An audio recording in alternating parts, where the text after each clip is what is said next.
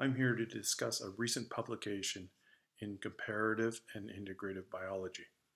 It is based on our work using gene meter technology. Gene meter methodology has been previously published. One article is published in Nucleic Acid Research, and a second is in PLOS ONE. We've implemented this technology in two studies. One deals with looking at microbial community abundances, which was published in Journal of Microbial Methods, and the second was looking at gene expression, which is published in Open Biology. Critics have often asked us, why bother?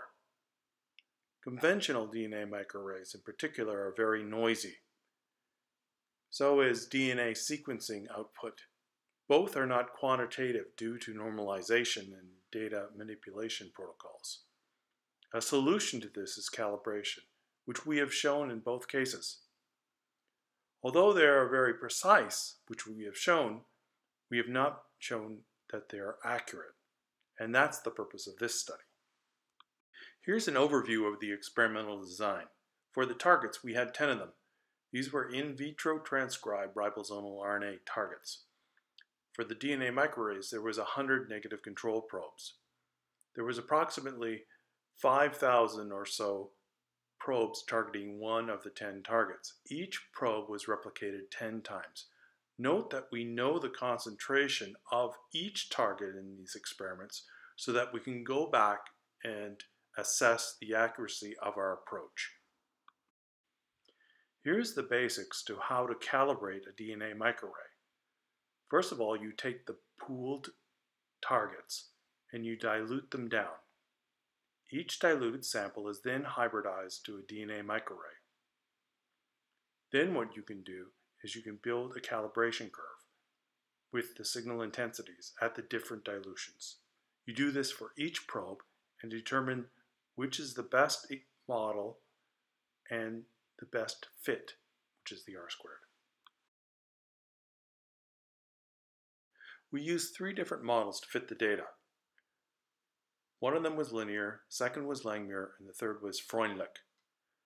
So we picked which one of the 3 best fit the data, and that's what was used in our experiments. What we found was that of all the fits that we tried, 63 best fit the linear model, 15% best fit the Langmuir, and 22 best fit the Freundlich. Shown here is a relationship between signal intensity and dilution for one target. We did a coarse dilution and a fine dilution. In the coarse dilution is reflected in picomoles and the fine dilution is reflected in femtomoles. For this target, the Langmuir model fit best. The 2 parameters of the Langmuir model, A and B, are shown here. When you have these parameters, you can back calculate whatever the signal intensity is and determine the target concentration. In this example, it is 603 picomoles. In the paper that is published, we provide detailed information on how to calculate target concentration using the Langmuir, linear, and Freundlich approaches. To assess the accuracy of the gene meter approach, we had 2 data sets.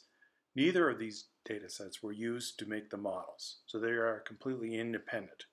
One data set was at approximately 1 picomole, and the other data set was at approximately 47 picomoles. Because the concentration of the 2 data sets are known, we can see how accurate we are. Shown here is the one data set, which should be at approximately 1 picomole, and you can see that some of them were less than 1, which is not really satisfactory. It means that there are limits to the gene meter approach, that the target samples have to be at least greater than 1 picomole. The second data set had an average known concentration of 47 picomoles. When we ran this data through the calibrated equations, the average concentration was 45 picomoles.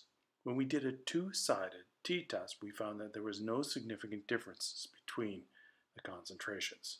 The significance of this is that we show that gene meters produces accurate target abundances, provided the concentration of the target is greater than 1 picomole.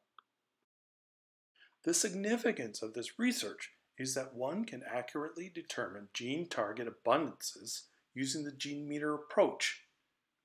The targets have to be greater than 1 picomole for accuracy. Also, the gene meters has to be calibrated using targets of known abundance. In our paper, we provide examples so that users can calibrate DNA microarrays for themselves and also back calculate target abundances from the 3 models, being linear, Langmuir, and Freundlich. Third point is that the same approach can be used for next generation sequencing technologies, which is the subject of our future research.